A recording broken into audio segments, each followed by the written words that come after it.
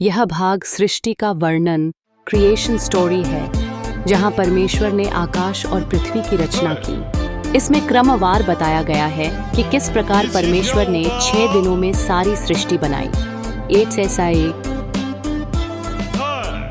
पहला दिन उजियाला बनाया और उजियाले को अंधियारे से अलग किया।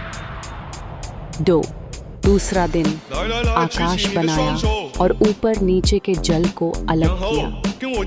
3 तीसरा दिन जल को एक स्थान में इकट्ठा किया, सूखी भूमि निकली और भूमि पर हरी भरी वनस्पतियां, पेड़ पौधे बनाए। 4 के साथ चौथा दिन सूर्य, चंद्रमा और तारे बनाए ताकि दिन और रात को अलग करें और समयों का निर्धारण करें। 5वां दिन जल के जीव जंतु और आकाश में उड़ने वाले पक्षी बनाए। 6 छठे दिन आगे का भाग जो अगले पन्ने पर होगा, भूमि के जीव जंतु, चौपाए, रेंगने वाले जीव बनाए और अंत में मनुष्य को अपने स्वरूप में रचा। यह पन्ना उत्पत्ति 1-25 तक का विवरण दिखाता है और अगला भाग मनुष्य की सृष्टि और 7वें दिन का विश्राम आगे के पन्ने में है। उत्पत्ति 1:6-38। यहाँ बताया गया है कि परमेश्वर ने मनुष्य को अपनी स्वरूप और समानता में बनाया और उसे समुद्र की मछलियों, आकाश के पक्षियों, पशुओं और पूरी पृथ्वी पर अधिकार दिया। परमेश्वर ने उन्हें आशीष दी और कहा, फलवंत और बहुवंत हो, पृथ्वी को भर दो और उसे अपने वश में करो। फिर परमेश्वर ने मनुष्य और पशुओं के लिए आहार की व्यवस्था की और छठा दिन पूरा हुआ। उत्पत्ति 2:3। यहाँ 7वें दिन के विश्राम का उल्लेख है। आकाश और पृथ्वी और उनकी सारी सेना पूरी हुई। 7वें दिन परमेश्वर ने अपने सारे काम पूरे करके विश्राम किया और उस दिन को आशीष दी व पवित्र ठहराया। उत्पत्ति 2:4-17। यह खंड मनुष्य की उत्पत्ति को विस्तार से बताता है। परमेश्वर ने भूमि की मिट्टी से मनुष्य को रचा और उसकी नथुनियों में जीवन का श्वास फूंककर उसे जीवित प्राणी बनाया।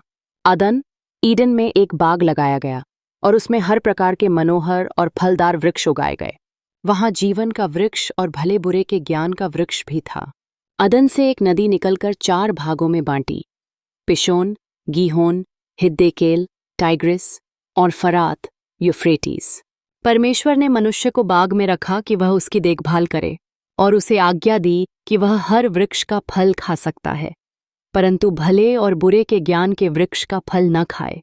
इस पन्ने में सृष्टि की पराकाष्ठा, मनुष्य की रचना, परमेश्वर की विश्राम व्यवस्था और अदन की वाटिका का सुंदर वर्णन है।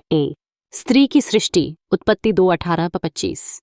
परमेश्वर ने देखा कि मनुष्य आदम का अकेला रहना अच्छा नहीं, इसलिए उसने उसके लिए एक सहायक बनाने का निश्चय किया।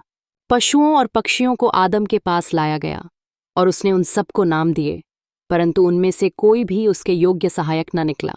तब परमेश्वर ने आदम को गहरी नींद में सुला दिया और उसकी एक पसली निकालकर उससे एक स्त्री, हव्वा, बनाई।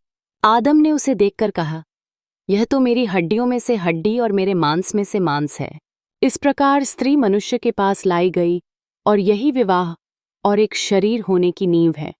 2 मनुष्य का पतन। उत्पत्ति 3:1-4। सांप, जो सबसे चतुर था, ने स्त्री से कहा कि क्या सचमुच परमेश्वर ने कहा है कि तुम बाग के किसी भी वृक्ष का फल न खाना? स्त्री ने उत्तर दिया कि हम सब वृक्षों का फल खा सकते हैं, परंतु भले और बुरे के ज्ञान के वृक्ष का फल न खाना, वरना मर जाएंगे।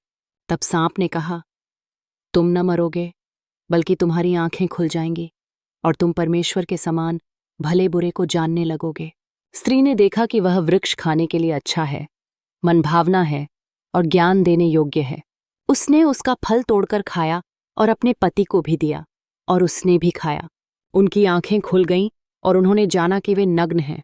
तब उन्होंने अंजीर के पत्ते जोड़कर अपने लिए वस्त्र बनाए। जब यहोवा परमेश्वर बाग में चलता हुआ आया तो वे डर गए और छिप गए। परमेश्वर ने आदम से पूछा, तू कहाँ है? आदम ने कहा, मैंने तेरी बात मानी, परंतु स्त्री ने मुझे फल दिया और मैंने खा लिया। स्त्री ने कहा, सांप ने मुझे बहकाया और मैंने खा लिया। तब यहोवा परमेश्वर ने सांप से कहा, तूने यह किया है, इसलिए तू सब पशुओं और सब वन पशुओं से शापित है।